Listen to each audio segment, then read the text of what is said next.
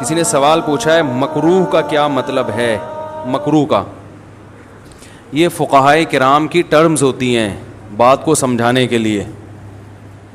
شریعت میں کچھ چیزیں ایسی ہیں, کچھ یعنی دلائل ایسے ہیں جس سے پتہ چلتا ہے کہ یہ چیز بالکل ناجائز ہے, بالکل حرام ہے.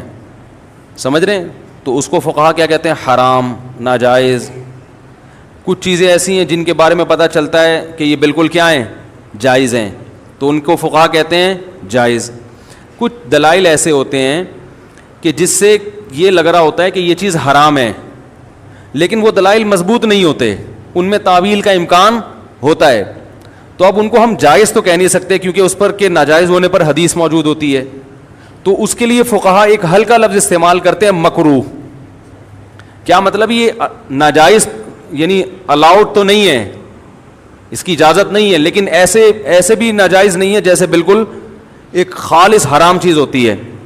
تو یہ فقہائے کرام کی کیا ہوتی ہیں؟ یہ ٹرمز ہوتی ہیں, اصطلاحات ہوتی ہیں. اس پر دلیل مانگنا کہ کوئی حدیث میں بتاؤ مکروہ, تو یہ پاگل پنے کی علامت ہوتی ہے. اللہ پاک ہمیں دین کو سمجھنے کی اور اس پہ عمل کرنے کی توفیق عطا فرمائے. آمین ثم آمین.